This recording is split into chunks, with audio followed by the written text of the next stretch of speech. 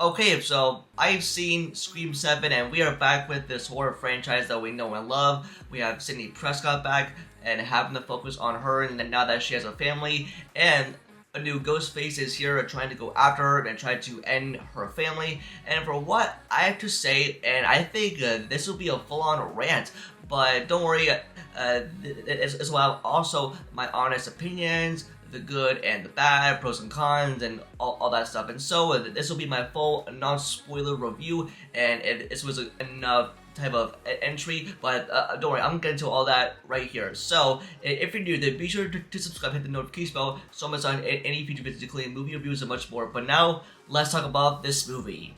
And now, when it comes to this franchise, and this horror franchise has been consistent, and I love these whodunit slashers. Ghostface is my favorite horror movie character.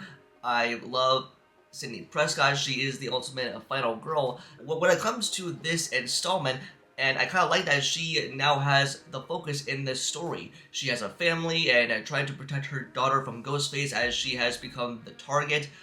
But I just have to say, this was kind of underwhelming.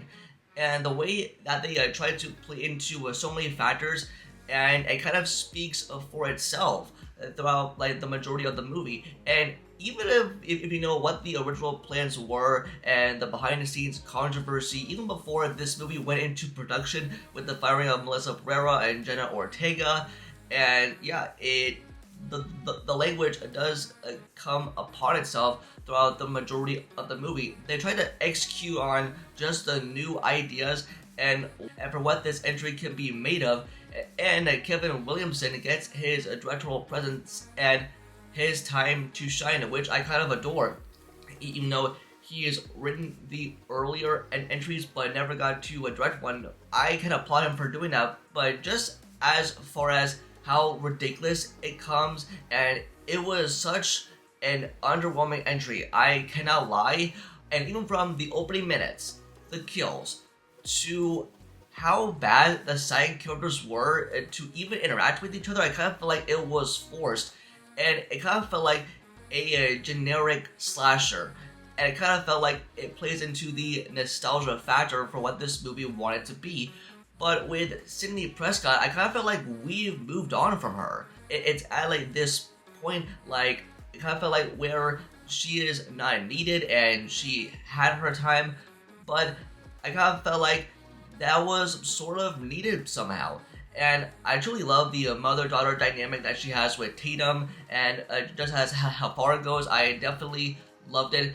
And but with Cindy trying to protect her family at all costs, and I bought into some of it, but I just kind of felt like how a disappointment this was, even with bringing back characters like they were just there for the paycheck. Gail, Chad, Mindy, and some of the other characters. Also, yeah, Stu Monker makes his return, and with the way that they try to explain like so many things, it just I cannot get past how things go unexplained towards the third act. And trust me, I'm gonna get into a spoiler territory like towards the end. So, and this didn't feel like a Scream movie. This kind of felt like a generic horror movie that typically doesn't play into some of the stuff that goes down. And I also cannot deny how gory the kills are, and they do get very creative, as we know from this series. It tries to outdo another. And with Cindy, she is the only Ghostface survivor. She has faced this trauma her whole life, and this is her mission, is to end Ghostface once and for all. But I was really baffled with the choices that were made between characters and what some of the plot wanted to offer, and it was just like so bad. And even with the use of AI that is incorporated into this film, and even when it plays into the third act and how the big reveal comes, and I just kind of felt it to be really ridiculous, and it just really wanted to play into for what we know about today's modern age. Yeah, I mean, AI is real. Just as when AI is incorporated into a film, that just means that just with this entry in general, it just felt like a cash grab product. I just kind of felt like Sidney was not necessary or the desperate need to even be there. Like, yeah, she has done her job, and even when they brought her back in Scream 5, the Legacy sequel, like she was fantastic in that. And even with her absence in Scream 6, the last entry, but now just as this comes to know, like she has done enough, and I love her final girl energy for what she brings, but it's just like not my cup of tea, and I kind of feel like with the Scream fandom will kind of feel the same way when they go in to watch this movie. And as much as I like Tatum, like she is Sidney's daughter, and she tries to bring in some of that into it, and you know, with her friends and with the side characters, they really don't do much at all. It tries to feel this kind of like forced type of stuff that it just really wants to be a desperate attempt to try to feel like a Scream movie, but it just kind of doesn't. And now I'm heading into spoiler territory, including what happened towards the end, what the Ghostface reveal is, and what the killer's motives are. And so pause this video, go watch the movie, and come back to this after you've seen him. Or if you just don't care about spoilers and want to stick around to the end, feel free. But now let's get into the third act. And now with Tatum that is attacked by Ghostface in the coffee shop where Sidney works, as Tatum attempts to shoot Ghostface, but then is unsuccessful, and then she is dragged away by the two Ghostface killers that leads Sidney back to her house, and then where she is surrounded by the two Ghostface killers, and that is with Stu Monger, Rowan Bridger, who was the killer in Scream 3, and the return of David Arquette's Dewey Riley.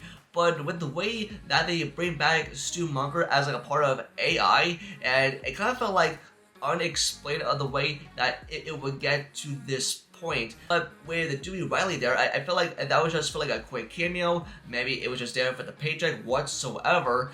And then as we come to learn for the two Ghostface killers, especially with the first Ghostface killer that attacked Sidney's family early on, it was a guy named Carl, which is explained by the second Ghostface killer, who is revealed to be Margot, who is an employee at a constitution.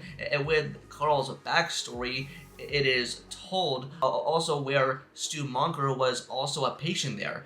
And so I'm thinking that there was a potential storyline for like how was Stu Monger brought back to life after Sidney dropped a TV on him, and that how was he alive? Like how did they explain like his time probably in like an institution because he was an absolute psychopath. But then with the real mastermind behind all of this is none other than Sidney's neighbor Jessica, played by Anna Campbell. But with the way that it tries to tie back in to Scream 4 and also Scream 6, which the events of that movie happened in New York when Ghostface was attacking the Core 4 with Sidney's absence there. And plus, they also explain for why Sidney was not there for the Ghostface killings that many years ago when it attacked New York, for how Jessica feels about how Sidney was in the final leg of her book tour, and how she fell in love with Sidney's book, but also had her obsession towards her. And even as that unfolded, like Sidney was on her book tour, she returned to Woodsboro, but as we come to find out with Jessica, she checked herself into an institution, and to not only bring Margot but also Carl on board with this whole idea, and also to give Sidney another chance. But I kind of feel like with this like third act reveal, and I kind of felt like it was really underwhelming and so like ridiculous of just the way that they would use this element to tie back in the events of the previous entry, for where Sidney was absent and that she could not stop Ghostface there. And then with the final battle in which Sidney and Tatum defeat Jessica with like other two of them in combat, shooting her so many times until she's officially dead. But I have come to know that how Stu Monger was brought back, and even with Jessica, like, she was brought into an institution in which it ties directly to Stu Monker, but I kind of feel like things did not make much sense, as there were things left unexplained, as kind of like a loose end that will never ever be brought up again, but it was just a chance for Sidney to be brought back into this stage of her life where she has to defeat Ghostface. And even as like we come to end the movie, and with Sidney and Tatum having a mother-daughter talk, and with Sidney that she brings up why she named her daughter Tatum because of her friend, and that it kind of like plays into the nostalgia for how it ends and how the credits roll. But with the third act and for how things get really revealed, but I kind of feel like it was just like an easy, predictable motive move to try to keep this going. Yeah, it was underwhelming. It was the worst in the franchise, but it was kind of like, if you thought that Scream 3 and 4 were underwhelming and kind of like okay movies, but this one was technically the worst. And even though I liked the return of Stu Monker and Matthew Lillard, it definitely has the keys for what it takes to portraying this role in this series, and he's like the king of the horror genre, but it just kind of felt like so bad. It kind of felt like just like outright stupid. And to wrap up my final thoughts with Scream 7, it was slightly alright, it was underwhelming, it was embarrassing, and I did love Sidney Prescott and her presence there, and the mother-daughter dynamic that she has with Tatum, and just as her family comes along trying to defeat Ghostface. But every now and then, even though we love this slasher franchise, and it was just outright done. Yeah, that's all I have to say, but it is a weak recommend, but you'll see it for yourself, especially if you are still a fan of this horror franchise. I mean, the fandom is still there, but yeah, this movie was definitely not it. It felt like a cash grab product, and it kind of felt like everyone we're just there to be there. Yeah, that's all I have to say.